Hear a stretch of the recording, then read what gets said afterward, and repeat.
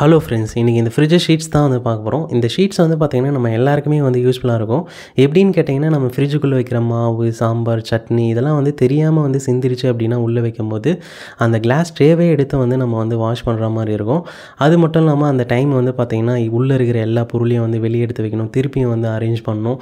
இது கொஞ்சம் சிரமமான வேலை தான். அதுக்கு இந்த ஷீட்ஸ் வந்து பார்த்திங்கன்னா ஒரு சூப்பரான ஆப்ஷனாக இருக்கும். அது மட்டும் இல்லாமல் இதை நம்ம மல்டி பர்பஸாக வந்து யூஸ் பண்ணிக்கலாம். இதை டீட்டெயிலாக தெரிஞ்சுக்க வாங்க வீடியோக்குள்ளே போகலாம்.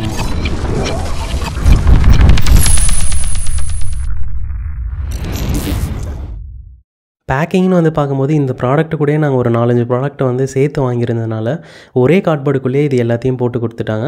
இதுக்கு வந்து பார்த்திங்கன்னா ஒரு மைக்கா கவரில் தான் வந்து பேக் பண்ணி கொடுத்துருந்தாங்க. இதில் மொத்தம் வந்து 6 நம்பர்ஸ் ஆஃப் வந்து பீசஸ் இருக்குது. மேலே வந்து ஷைனிங்காகவும் பாட்டமில் வந்து பார்த்திங்கன்னா ரஃபாகவும் இருக்கும் இந்த ஷீட்டு. இதனுடைய குவாலிட்டி வைஸ் வந்து பார்த்திங்கன்னா செம்மையாகவே இருக்குது. எதுவும் குறை சொல்கிற மாதிரிலாம் இல்லை. இப்போ நாங்கள் யூஸ் பண்ணுற ஃப்ரிட்ஜில் வந்து பார்த்திங்கன்னா இந்த ஷீட்டை வந்து வச்சு பார்க்கும்போது அதனுடைய லென்த்து வந்து கொஞ்சம் எக்ஸ்ட்ராவே இருக்குது. அதனால் என்ன பண்ணோன்னா கட் பண்ணி தான் வந்து யூஸ் பண்ணி ஆகணும். இது வந்து ஒரு அட்வான்டேஜும் கூட. ஏன்னா ஒரு சிலர் ஃப்ரிட்ஜ் வந்து இதை விட கொஞ்சம் பெருசாக இருந்தது அப்படின்னா அவங்களுக்கு வந்து கரெக்டாகவே இருக்கும்.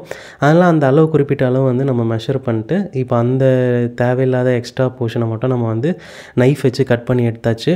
இது மாதிரி பிளாக்கும் ரெட்டும் மட்டும் நம்ம கட் பண்ணி எடுத்துக்கின்னு இப்போ நம்ம அந்த ஃப்ரிட்ஜு கம்பார்ட்மெண்ட்டில் வந்து வச்சு யூஸ் பண்ணி பார்த்துலாம். கரெக்டான அளவே வந்து கட் பண்ணியாச்சு.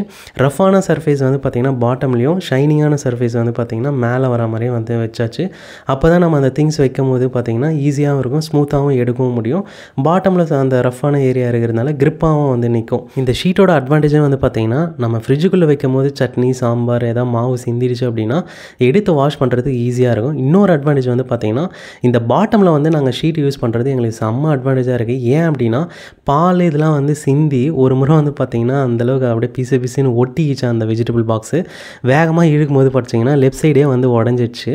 அதனால் இந்த ஷீட் யூஸ் பண்ணும்போது பார்த்திங்கன்னா ஈஸியாகவே ஸ்மூத்தாக வந்து வெயிட்டாக இருந்தாலும் இழுக்க முடியுது.